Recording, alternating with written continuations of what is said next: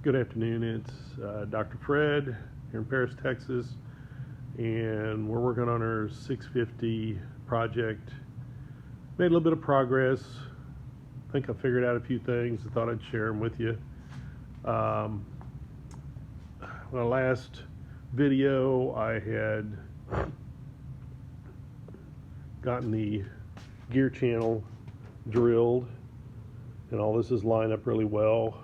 I went in and took this apart, flipped it around so that I could work off the end of the table, and mounted the spar assembly to its mounting holes. If you'll look at the plans, one place in the directions guide says is 200 millimeters from the edge of the bottom sheet to this spar web, but it's actually 200 millimeters from the edge to the center line of the holes, and that's the way it is in the plans. If you look at the plans real carefully, this distance between the two rows of holes is 55 millimeters.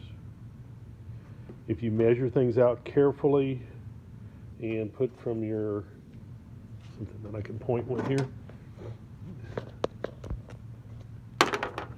you have your web here.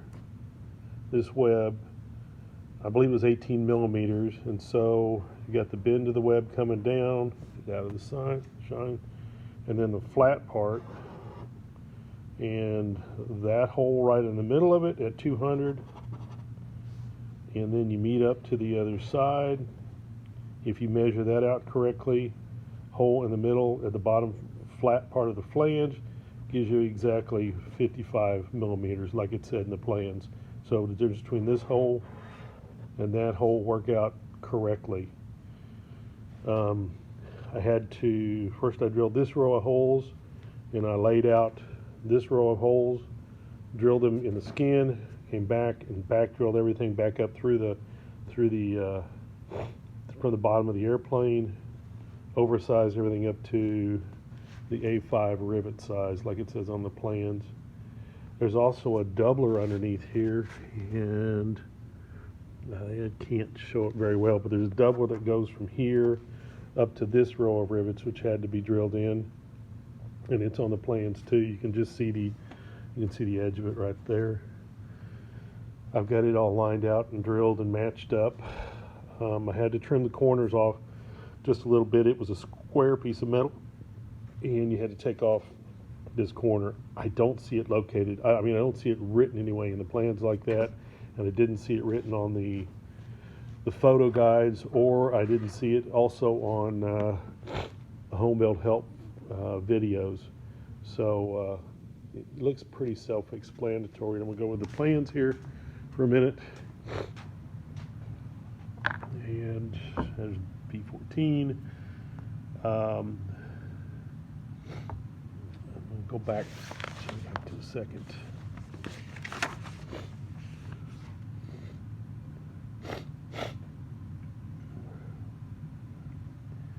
I'm trying to find exactly where that was.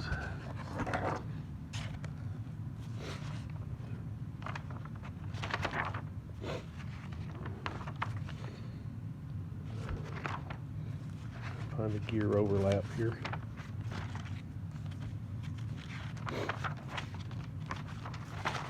Can't find it right now. Anyway, I think I've got all that in the correct position. The other thing that I figured out in my last video, I was concerned about the angle of this 65B 16-3, and it's the rear wing support. If you look at the way the plans are drawn, you've got a 19 millimeter spacer in here. That's to this point makes that level. This is level from here. There's an elevation here, and I can't find it yet in the plans. Again, I've got to look for that some more, but it's on the home build help videos. Biggest thing here is that this is your horizontal reference, is the top of your longerons all the way straight across. And I went ahead and made up these templates, or these angle templates, and here's the rear channel template. And I think what's going to happen, I had some questions about how all my back end lines up. And if you'll see this angle right here, it is, let me get it right here. It's 75.5 degrees off of the top reference horizontal here. So once we bring the tail up, get that spacer underneath this corner, and the other fulcrum point is going to be right here. I think that's going to put things correct.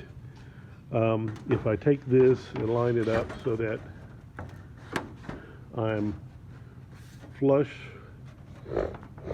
with the top here, it pulls the angle of the seat channel thing back up to where I think it's going to match up correctly with this row of holes. I was really concerned when I first put it in, and you put it in right now, the angle's got it back. It's got it way back here, and it's got it, a couple centimeters off to where it's just not going to match up. And it's even got it back just a little bit from the front edge of that front edge of the sheet. But I think once it comes up, this is all going to line up correctly. Once I get it down onto a couple sawhorses and some beams.